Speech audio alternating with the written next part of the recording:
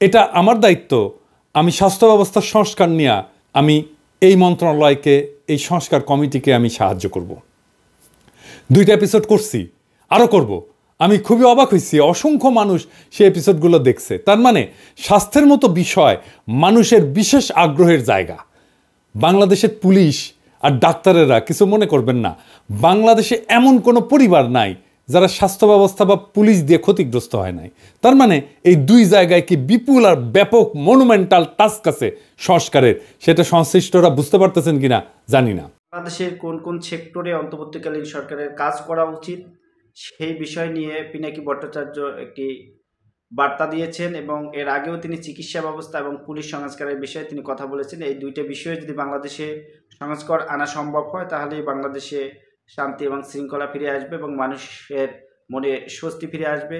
তিনি তার এই এপিসোডে সম্পূর্ণ ব্যাখ্যা দিয়েছেন।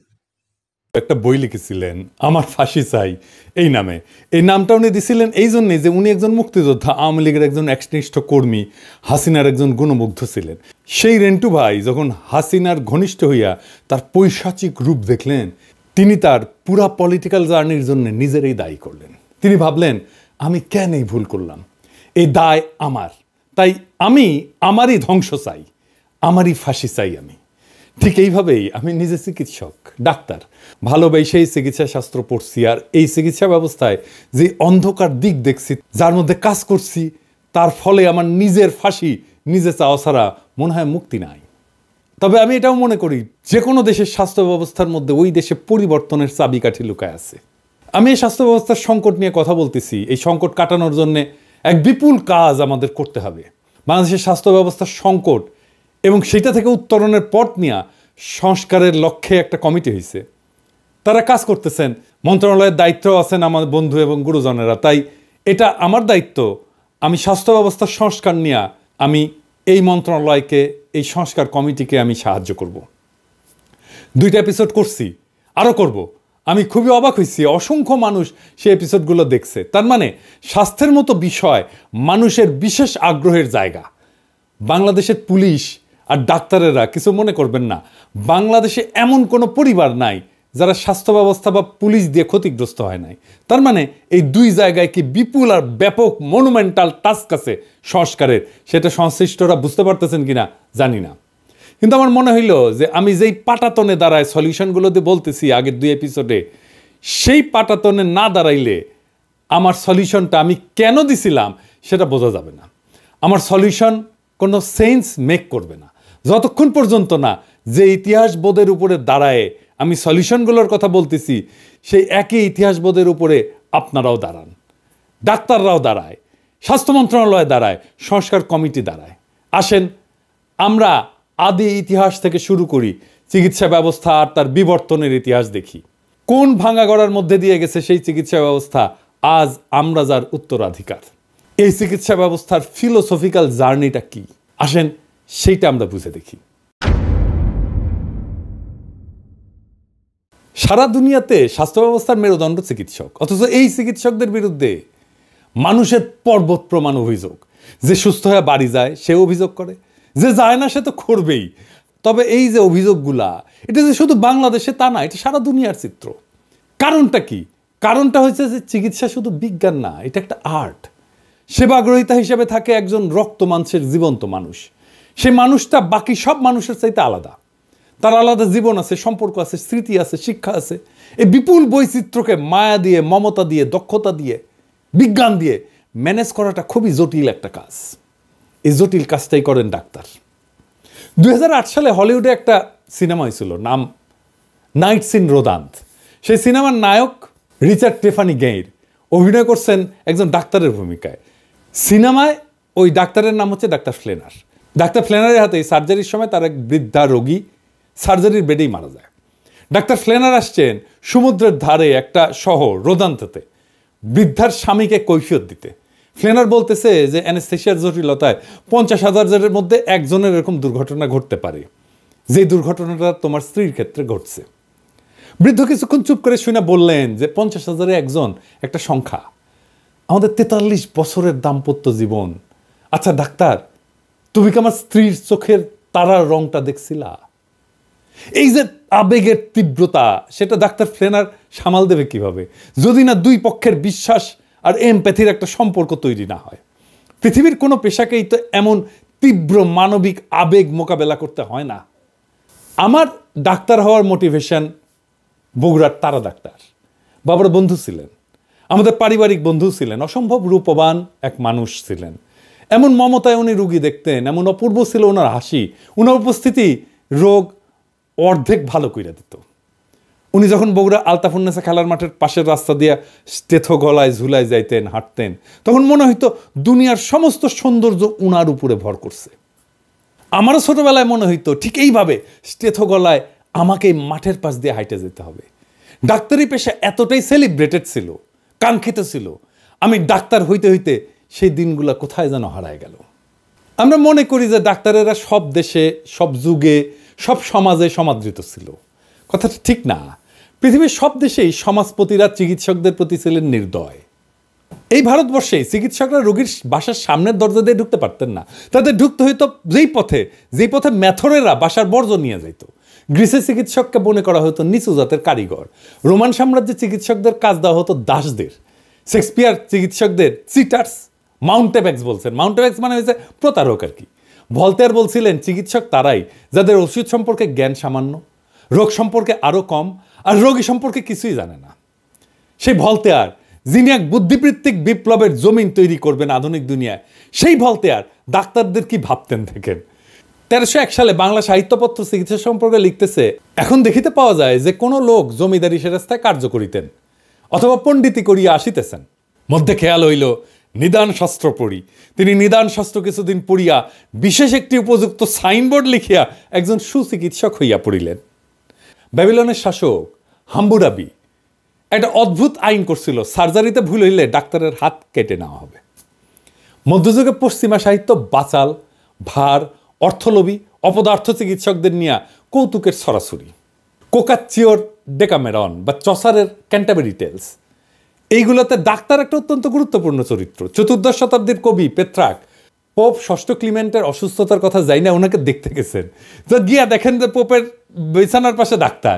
তিনি ফিরে গিয়া পোপকে চিঠি লিখলেন যে আপনার রোগশয্যার পাশে ডাক্তারের উপস্থিতি আমাকে শঙ্কিত করেছে। প্লিনির সাবধানবাণী স্মরণ করুন, ডাক্তাররা সারাতে নয় মেরে ফেলতেই পটু।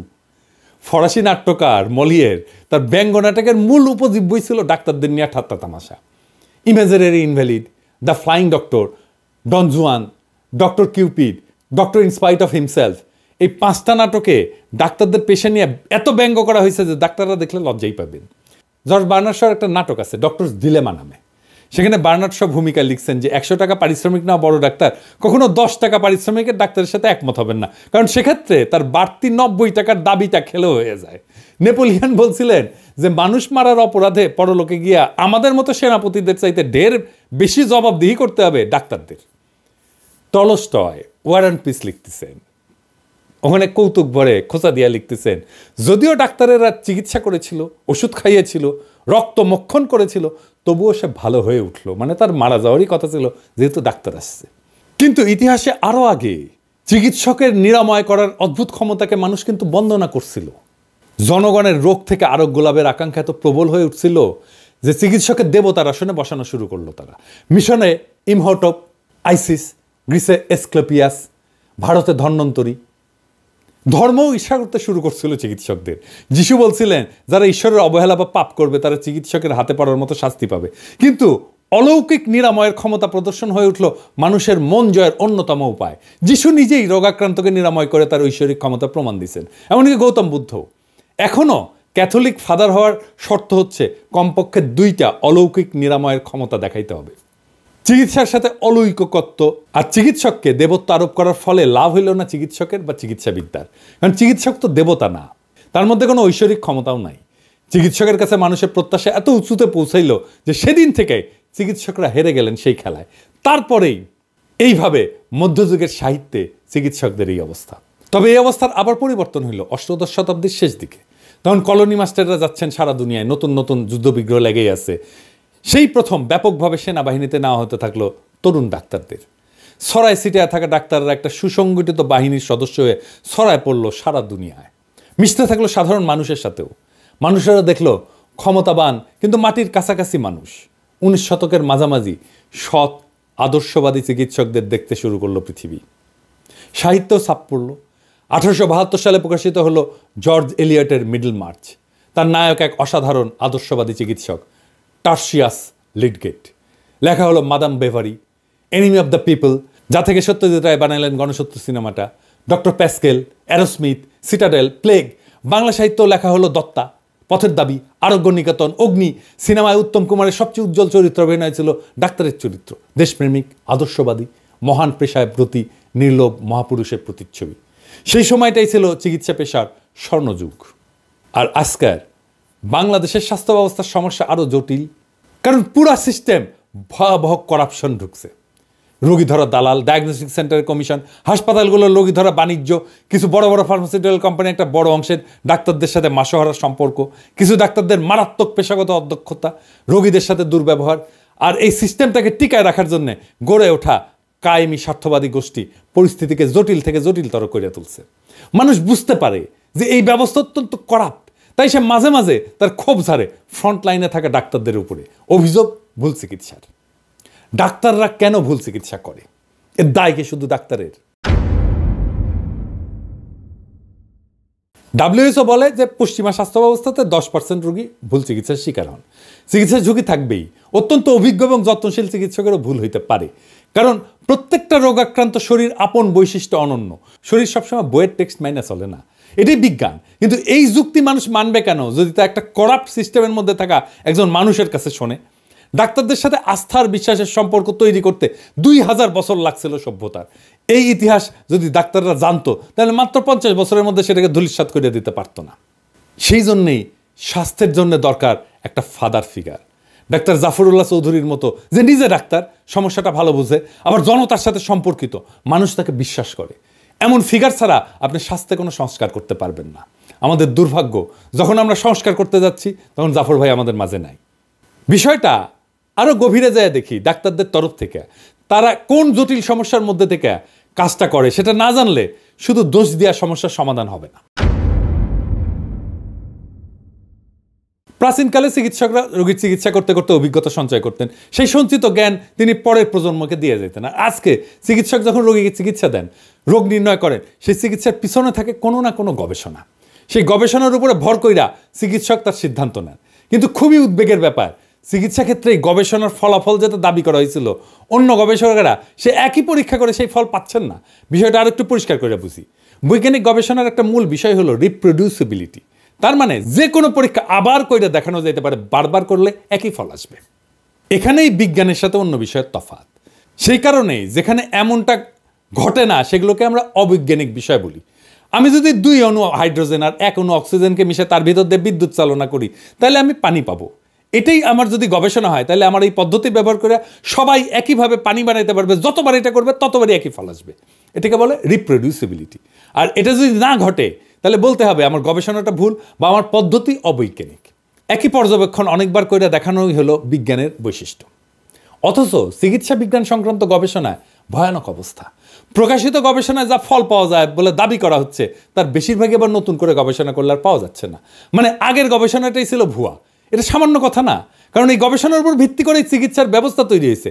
সেই চিকিৎসা লাখো লাখো লোককে দেওয়া হয়েছে। এই দায় কি তাহলে চিকিৎসকের? 2011 সালে আমেরিকার ভার্জিনিয়া বিশ্ববিদ্যালয়ের সাইকোলজিস্ট ব্রায়ান নোসেক তার সহকর্মীদের নিয়ে সাইকোলজির প্রায় 100টা গবেষণা আবার করছিলেন। এই কাজটা ইন্ডিভিজুয়ালি করা হয় না, কারণ বিজ্ঞানীদের যা দিয়ে উৎসাহ দেওয়া হয়, যেমন স্কলারশিপ, পুরস্কার, কমিটি মেম্বারশিপ, এগুলো পাইতে হলে চমৎপ্রদ গবেষণার ফলাফল দেখাইতে হয়। তাই আগে হওয়া গবেষণা নিয়ে কেউ আর কাজ করতে চায় না, একই কাজ আরেকবার করে দেখতে চায় না। অবাক ব্যাপারে 100টা গবেষণার 3 ভাগের 1 ভাগ গবেষণার ফল ভুয়া। মানে আগের ফলের সাথে নতুন ফল মিলতেছে না। 2015 সালে সায়েন্স জার্নালে প্রকাশিত হয়েছিল সেই ফলাফল, 3 ভাগের 1 ভাগ ভুয়া। তাইলে এই গবেষণাগুলোর উপর ভিত্তি করে যে চিকিৎসা তৈরি হয়েছিল তার 3 ভাগের 1 ভাগ ভুল হবেই, যার দায় চিকিৎসকের না। অনেকে মনে করতে পারেন সাইকোলজিতে মন নিয়ে কাই কারবার, সেই মন তো আসলে অধরা, ধরা যায় না, তাই হয়তো এরকম অবস্থা। অন্যান্য শাখায় অবস্থাটা হয়তো তেমন খারাপ না, কিন্তু না। 2011 সালে বিখ্যাত ফার্মাসিউটিক্যাল কোম্পানি বায়ার জানাইলো যে ক্যান্সার সংক্রান্ত অনেক গবেষণা তাদের গবেষকরা আবার করে দেখছেন এবং মাত্র 4 ভাগের 1 ভাগ গবেষণার ফল মেলাইতে পারছেন। মানে 75 ভাগ ফল ভুয়া। পরের বছর আরেক ফার্মাসিউটিক্যাল কোম্পানি অ্যামজেন জানাইলো ক্যান্সার সংক্রান্ত বিখ্যাত 53টা গবেষণার মধ্যে মাত্র 6টার ফল তারা আবার মেলাইতে পারছে। মানে শতকরা 89% গবেষণার ফল ভুয়া। একজনের গবেষণার প্রাপ্ত ফলের উপরে কাজ করে পরে কেউ একজন কাজ করে, এভাবে বিজ্ঞান আগায় চলে। তাহলে জ্ঞান যা গড়ে উঠছে তা কিসের উপরে গড়ে উঠছে? ভুয়া গবেষণা। Brian Nosek centre for open science বলে একটা প্রতিষ্ঠান করছেন। তারা ক্যান্সার সংক্রান্ত 50টা নাম করা গবেষণা প্রবন্ধের ফলাফল পরীক্ষা করিয়া দেখতে শুরু করলেন। 2012 সালে 5টা পরীক্ষা তারা করছিলেন প্রথমে, তার মধ্যে মাত্র 2টা পরীক্ষার ফল মিলছে, তা পুরোপুরি না। তাহলে এর অর্থ কি? এটা গবেষণা? এই গবেষণা ফাঁক ছিল, যা আগেই ধরা পড়ার কথা ছিল, অন্তত প্রকাশিত হওয়ার আগেই। তাহলে চিকিৎসা বিজ্ঞান কার উপরে নির্ভর করবে? এই ভুল আর মিথ্যা গবেষণা কর্মের উপরে এগুলো ছাপা হয়েছিল বিখ্যাত সব মেডিকেল জার্নালে। কিভাবে সেগুলো ছাপা হইলো? এত রিভিউয়ার আছে জার্নালগুলোর, তাদের কারো কাছে গবেষণার ফাঁক ধরা পড়লো না। এই রিভিউয়ের প্রসেসটা বলি যারা এই বিষয়টা সম্পর্কে জানেন না। ধরা যাক আপনি একটা গবেষণা ফলাফল পাঠালেন একটা জার্নালে ছাপানোর জন্য। সেই লেখাটা কয়েকজন সেই ফিল্ডের কয়েকজন প্রথিতযশা রিভিউয়ারের কাছে পাঠানো হবে রিভিউ করার জন্য, অনেকটা পরীক্ষার খাতা দেখার মতো। তারা সেই গবেষণাটা নিরীক্ষা করে দেখবেন গভীরভাবে যে গবেষণাটা ঠিক আছে কিনা। কিন্তু আসলেই কি তারা খুঁটায় খুঁটায় দেখেন? 1998 সালে বিখ্যাত মেডিকেল জার্নাল ব্রিটিশ মেডিকেল জার্নালের সম্পাদিকা ফিওনা গডলি একটা দুষ্টামি করে পরীক্ষা করছিলেন। তিনি একটা মন গড়া প্রবন্ধ 200 জনকে পাঠাইছিলেন এবং ইচ্ছে করেই 8 ধরনের ভুল ঢুকাই দিছিলেন। কেউই 8টা ভুল ধরতে পারেনি। 200 জনের কেউ 8টা ভুল ধরতে পারেনি। গড়ে সবাই 2টা করে ভুল ধরতে পারছিলেন। ইন্টারেস্টিং ফাইন্ডিংস এটা। আগের যে উদাহরণগুলো দিলাম সেখানেও দেখছেন 1/4 গবেষণা আসলে ভালো, 3/4 গবেষণা আসলে ভুয়া। হার্ভার্ডের একজন বিজ্ঞানী জন বোহানান একটা ধুনফুন গবেষণাপত্র যার পুরাটাই ভুয়া, তিনি সেটা 304টা জার্নালে পাঠাইছিলেন। সে বানায় লেখা গবেষণায় লাইকেন জাতীয় একটা গুল্মের ক্যান্সার রোধী কার্যকারিতা নিয়ে তথাকথিত গবেষণায় গালগল্প করছিলেন। আশ্চর্য কথা, কেউই এই গালগল্প ধরতে পারেনি, কেউ না। অর্ধেকের বেশি জার্নাল লেখাটা উৎসাহ নিয়ে ছাপতে চাইছিল। কাণ্ড দেখেন। এই যে ভুলগুলো হচ্ছে তার সবই যে ইচ্ছা করে করা হচ্ছে তা না। কেন এই ভুলগুলো হয় আমি সেই গভীর আলোচনায় আর গেলাম না, আপনাদের বিরক্তির উৎপাদন হবে। তবে আমাদের দৈনন্দিন জীবন থেকে একটু উদাহরণ দিয়ে দেওয়ার চেষ্টা করি কীভাবে ভুলগুলো হয়। যখন আমরা কোনো বিশেষ মতবাদকে মনে প্রাণে বিশ্বাস করি তখন চারপাশের পৃথিবীর খবরাখবরের মধ্যে সেই মতবাদের সমর্থন খুঁজি। এটার ইংরেজিতে বলে কনফার্মেশন বায়াস। যদি আমাদের সামনে রাখা সেই তথ্যের মধ্যে আমরা মতবাদের সমর্থন খুঁজে না পাই তখন খবরটাকে গাঁজাঘুরিয়ে বলে মনে করি। বিজ্ঞানের জগতে এমনটা ঘটে। আমার হাইপোথিসিসের সাথে যদি তথ্য মিলে যায় সেটা ভুল হইলেও আমরা অনেক সময় গ্রহণ করে ফেলি। ব্রিটিশ মেডিকেল জার্নাল বলছে যে প্রকাশিত গবেষণার মাত্র 5% পাতে দেওয়ার মতো গবেষণা। প্রত্যেক মিনিটে প্রায় 2টা মেডিকেল গবেষণা প্রকাশিত হচ্ছে, আর যারা প্রকাশ করতেছে তারা বিলিয়ন ডলার কোম্পানি। এলসেভিয়ার পৃথিবীর সবচেয়ে নামী মেডিকেল প্রকাশনা কোম্পানির বছরের সেলস 3 বিলিয়ন পাউন্ড আর প্রফিট প্রায় 1 বিলিয়ন পাউন্ড। এমনকি এরা ফার্মাসিউটিক্যাল কোম্পানির কাছ থেকে টাকা নিয়ে ট্রেস ছাপায়। আর 99% ডাক্তারেরা আসলে পড়ে না, আর বাকি 1% ডাক্তারেরা পড়তে পারে না গবেষণা কর্ম। তাই তাদের ইনফরমেশনের সোর্স হয়ে ওঠে ফার্মাসিউটিক্যাল কোম্পানি। আমার কথা না, গবেষণার কথা। এই যে গ্যাব্বে অ্যান্ড লি মে তাদের গবেষণার ফাইন্ডিংস এভাবে লিখছেন যে clinicians rarely accessed, appraised and used explicit evidence directly from research or other formal sources. তার মানে হইতেছে চিকিৎসকেরা কদাচিৎ গবেষণা বা ফর্মাল সোর্স থেকে এভিডেন্স কালেক্ট করে। এর ফলে যারা মার্কেটিং আর প্রমোশনে বিলিয়ন ডলার খরচ করে তাদের প্রভাবে ডাক্তাররা এমন সব ওষুধ লেখে যা ক্ষতিকর বলে চিহ্নিত হয়েছে। এর মধ্যে 1998 সালে আমেরিকার 5টা ওষুধকে প্রত্যাহার করা হয়েছিল যেগুলো রোগীর কোনো উপকার তো করেই না, ক্ষতি করছিল। তার মধ্যে ছিল অ্যালার্জির ওষুধ, মেদ কমানোর ওষুধ, কোনো প্রাণঘাতী রোগ চিকিৎসার ওষুধ কিন্তু না। কিন্তু এটা যেই সময় বাজারে ছিল আমেরিকার মানুষের 10% এই ওষুধগুলো কোনো না কোনো সময় খাইছে। এই ওষুধের অ্যাপ্রুভালের সময় যে ডেটা দেওয়া হয়েছিল সেগুলো ছিল ভুয়া। এ দায় তাহলে কার? এমন মিথ্যা আর গাঁজাখুরি জিনিস গবেষণা বলে প্রকাশিত হয়েছিল নামকরা জার্নালে। 2001 সালে 40টা গবেষণা কর্মকে প্রত্যাহার করা হয়েছিল। 10 বছর পরে এই সংখ্যা বেড়ে দাঁড়িয়েছিল 400-র বেশি। অর্থাৎ মোট গবেষণার সংখ্যা বাড়ছিল মাত্র 1.5 গুণ। মেডিকেল জার্নালে প্রকাশিত উঁচু মানের গবেষণার প্রায় 15%ই আদতে যাচ্ছেতাই টাইপের গবেষণা। আমেরিকা সরকারের অফিস অফ রিসার্চ ইন্টিগ্রিটি 2008 সালে নেচার পত্রিকায় একটা রিপোর্ট প্রকাশ করে। তারা 2000 বিজ্ঞানীর গবেষণাকে 3 বছর ধরে নিবিড় পর্যবেক্ষণ করে দেখে এর মধ্যে 200টা গবেষণায় জোচ্চুরি আছে। প্রেডেটরি জার্নাল বলে মেডিকেল সায়েন্সে এক ধরনের জোচ্চুরি জার্নাল হয়েছে, যেখানে আপনি মোটামুটি যা খুশি তাই ছাড়তে পারবেন। শুধু কিছু নগদ নারায়ণ ধরাই দিতে হবে আর কি। সহকারী অধ্যাপক থেকে সহযোগী অধ্যাপক, আবার সহযোগী অধ্যাপক থেকে অধ্যাপক হওয়ার জন্য মানে প্রমোশনের জন্য প্রকাশিত গবেষণা লাগে। বাংলাদেশে একসময় এক বিখ্যাত প্রফেসর দৈনিক পত্রিকায় প্রকাশিত স্বাস্থ্য বিষয়ক একটা নিবন্ধ জমা দিয়া অধ্যাপকের পদ বাগায় নিয়েছিলেন। আমি হিসাব দিতে পারবো না আইপিডিটি জার্নালে লেখা দিয়া কত অধ্যাপকের পদ বাংলাদেশের ডাক্তাররা বাগায় নিয়েছেন। তবে কেউ কেউ যে বাগাইছেন সে অনুমান অবশ্যই করা যায়, কারণ এই প্রিডিটরি জার্নালে আমার বন্ধু দেশের ডাক্তারদের লেখাই 50%-এর বেশি। ফার্মাসিউটিক্যালস কোম্পানি যদি চিকিৎসকের ক্লিনিক্যাল জাজমেন্টকে প্রতিস্থাপন করে তাহলে রোগী কি চিকিৎসা পাবে? গবেষণার নামে ট্র্যাশ যদি ভরতে থাকে মাথায়, কোনটা গবেষণা আর কোনটা ট্র্যাশ এটা বোঝার দক্ষতা যদি না থাকে, তাহলে রোগী চিকিৎসা পাবে? রোগী যে শুধু চিকিৎসা পায় না, এটা সে তার কমন সেন্স দিয়া বোঝে। তাই তার ক্ষোভ মাঝে মাঝে ছাই চাপা আগুনের মতো উদ্গীরিত হয়, সে স্বাস্থ্যকর্মীর উপরে ঝাঁপায় পড়ে। ডাক্তাররা সারা দুনিয়াতে কর্মক্ষেত্রে হিংসার শিকার হন। এই হিংসার বিস্তার এতই বিশাল যে 2002 সালে WHO-কে world report on violence and health প্রকাশ করতে হয়েছিল। WHO-র মতে 38% চিকিৎসক এবং স্বাস্থ্যকর্মী সারা জীবনে অন্তত একবার ভায়োলেন্সের শিকার হন। বিশাল ঘটনা, দুনিয়াতে কোনো পেশার ক্ষেত্রে এটা ঘটে না। আমি আলোচনায় গভীরে যাওয়ার আগে আপনাদের একটা বিষয় স্মরণ করে দিতে চাই। খেয়াল করলে দেখবেন ভায়োলেন্সের শিকার চিকিৎসক এবং স্বাস্থ্যকর্মীদের প্রায় সবগুলাই সরকারি বা পাবলিক। 2021 সালে বাংলাদেশের চিকিৎসক নিগ্রহের যে ঘটনাগুলো ঘটছে তা নিয়ে একটা গবেষণা প্রকাশিত হয়েছে। তাতে দেখা যাচ্ছে যে সমস্ত স্বাস্থ্যকর্মী কর্মক্ষেত্রে ভায়োলেন্সের শিকার হয়েছে তার 91% সরকারি ডাক্তার বা স্বাস্থ্যকর্মী। আউটডোর সার্ভিসের 80% আর ইনডোর সার্ভিসের 60% দেয় প্রাইভেট সেক্টর। অথচ কি অবাক বিষয়, পাবলিক সেক্টরের চিকিৎসক সংখ্যায় কম সার্ভিস দেওয়াও বেশি পরিমাণে ভায়োলেন্সের শিকার হচ্ছে। আমি যেদিন এই ভিডিও রেকর্ড করি সেদিনই চিকিৎসা বিজ্ঞানের গবেষণা সংক্রান্ত ডেটাবেজ মেডলাইনে ভায়োলেন্সে কিওয়ার্ড দিয়ে সার্চ দিলাম, দেখেন কি বিপুল পরিমাণে ভায়োলেন্স সংক্রান্ত আলোচনা আর গবেষণা মেডিকেল মহলে বাড়ছে। এই গ্রাফে অবশ্য এটাও দেখতে পারবেন যে চিকিৎসা বিজ্ঞান ভায়োলেন্স সংক্রান্ত আলোচনা শুরুই হয়েছে 80-র দশক থেকে। এখন প্রশ্ন হচ্ছে এই ভায়োলেন্স কিভাবে থামানো যাবে? তাহলে আমাদের দেখতে হবে ভায়োলেন্সের উৎস কি। বাংলাদেশের জিডিপির অনুপাতে হেলথ বাজেট 2012 সালের পর থেকে ক্রমাগত কমছে। এখন মোটামুটি জিডিপির 2%, দক্ষিণ এশিয়া এটা প্রায় 5.5%। প্রাইভেট সেক্টরে চিকিৎসা ব্যয় মেটাতে বছরে 4% মানুষ দারিদ্র সীমার নিচে চলে যাচ্ছে। বাংলাদেশে এক বছরে দরিদ্র কমে 1 থেকে 2%।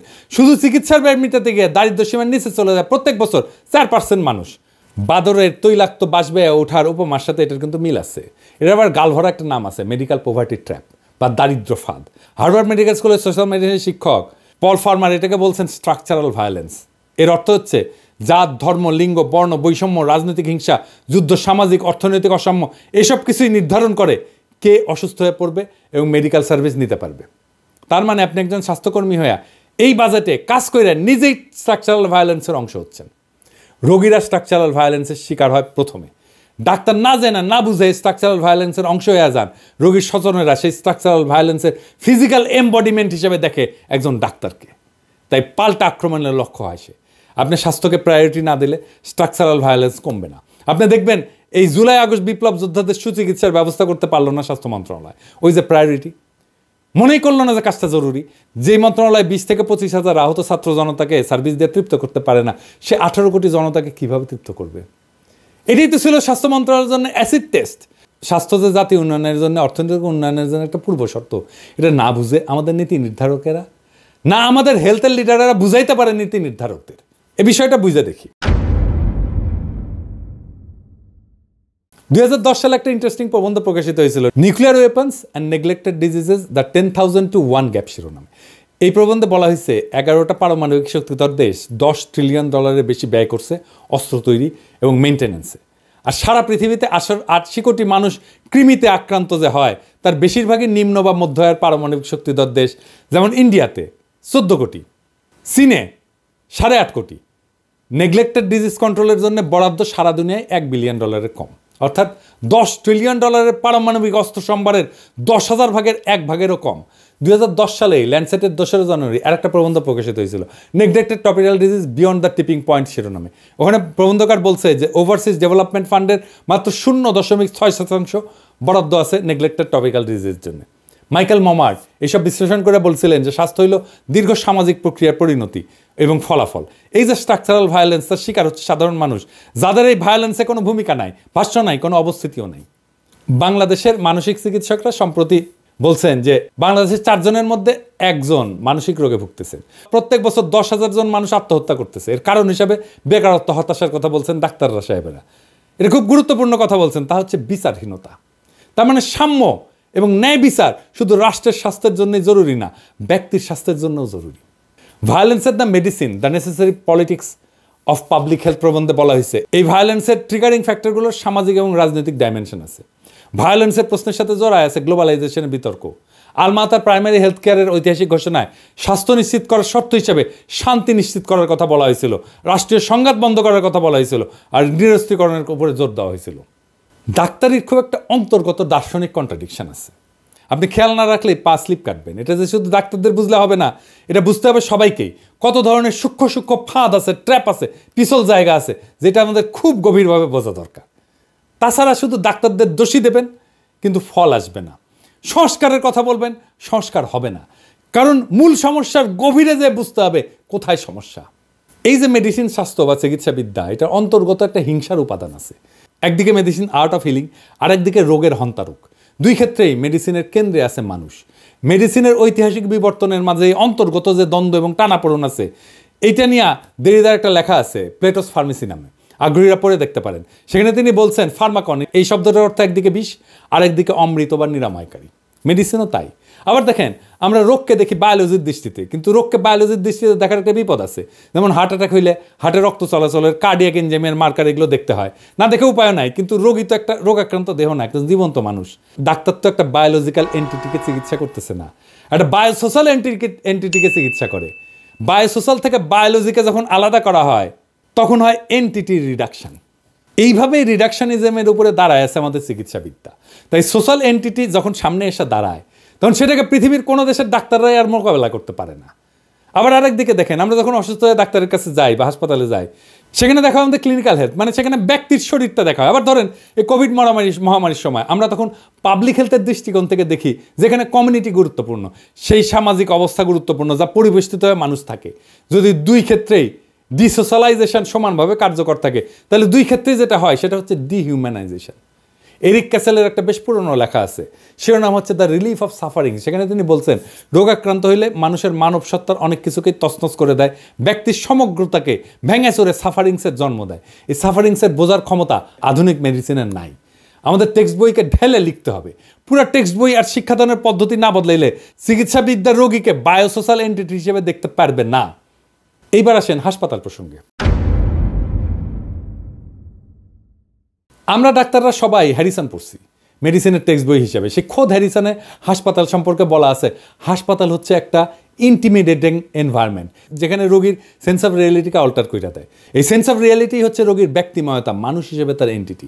সেটা হারায় গেলে রোগী তার নিজস্ব জগৎকে হারায় ফেলে। সে হয়ে যায় একটা বেড বা কেবিন নাম্বার। হাসপাতালে এসে ব্যক্তিময়তা হারায়, নৈর্ব্যক্তিক হয়ে যায়। আমরা নিজেরা বলি না বেড নাম্বার 14 রোগী, বেড কেবিন নাম্বার 1001-এর রুগী, বা অমুক প্রফেসরের রুগী, বা হাইপোথাইরয়েডের রুগীটা, বা রোগীর সেই হারায় ফেলা জগৎ এবং হাসপাতালের নৈর্ব্যক্তিক কেস নাম্বার দেয়া সাজানো জগতের দুর্বল লিঙ্ক হচ্ছে একজন ডাক্তার এবং তার ব্যক্তিময়তা।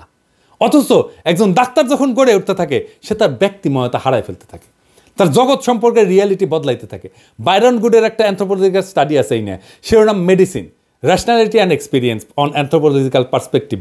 এই বইয়ে তিনি দেখাইছেন যে কিভাবে মেডিকেল স্কুলে শুধু নতুন শব্দই শেখানো হয় না, চিকিৎসা শিক্ষার্থীর এক নতুন জগৎকে নির্মাণ করা হয়। একজন শিক্ষার্থীর ভিজুয়াল মেটাফোর বদলায় যায়। অ্যানাটমির কাছে ত্বক, যা অনুভূতির অঙ্গ, তা হয়ে ওঠে একটা শিক্ষার সামগ্রী, যা মাইক্রোস্কোপের নিচে দেখার অবজেক্ট। মোদ্দা কথা, চিকিৎসাবিদ্যার চিকিৎসককে যে বিপুল জ্ঞান সম্ভার দেয়, তাতে রোগী নিজের দেহ এবং অস্তিত্ব সম্পর্কে একটা হীনমন্যতায় ভোগে। এটাকে দর্শনের ভাষায় বলা হয় এপিস্টেমোলজিক্যাল হাইপোকন্ড্রিয়া। এই এপিস্টেমোলজিক্যাল হাইপোকন্ড্রিয়ার এক ধরনের নমনীয় হিংসা, এবং এই হিংসা ধারণ করেন চিকিৎসক নিজেই। আপনি খেয়াল করলে দেখবেন, কিছু ডাক্তার তার রোগীকে অবলীলায় বলে, আপনি বুঝবেন না, আপনি কি ডাক্তার?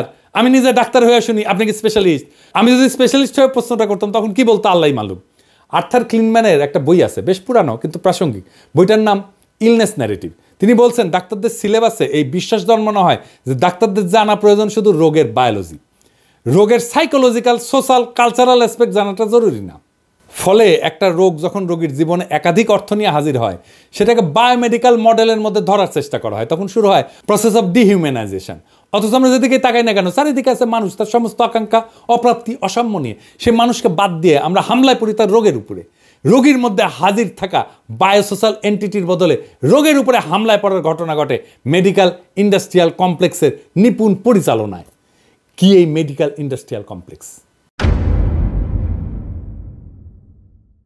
1980 সালের 23 October New England journal of মেডিসিনের সম্পাদক আর্নল্ড রেনম্যান একটা সারা জাগানো প্রবন্ধ লিখছিলেন the new medical industrial complex নামে। তিনি পাঠকদের সতর্ক করে দিয়ে বলছিলেন যে এই মেডিকেল ইন্ডাস্ট্রিয়াল কমপ্লেক্স আমাদের ফিউচার মেডিকেল সিস্টেমের দখল নিয়ে নেবে, কিন্তু তারা আমাদের অ্যাকচুয়াল হেলথ প্রায়োরিটিকে গুরুত্ব দেবে না।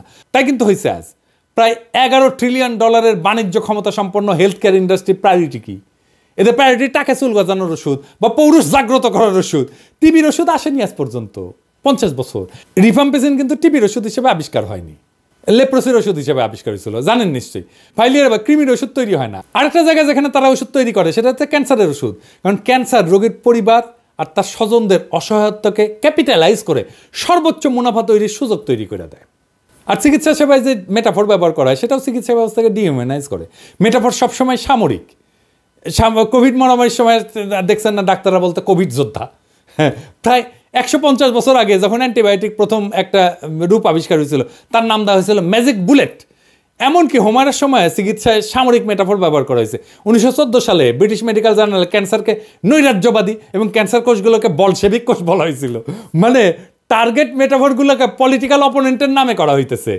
এই যে যুদ্ধের মেটাফর ইউজ করলে রোগকে দেহ থেকে বিচ্ছিন্ন করে ফেলা যায়, ফলে রোগীর সাফারিংস কোনো বিবেচ্য বিষয় হয়।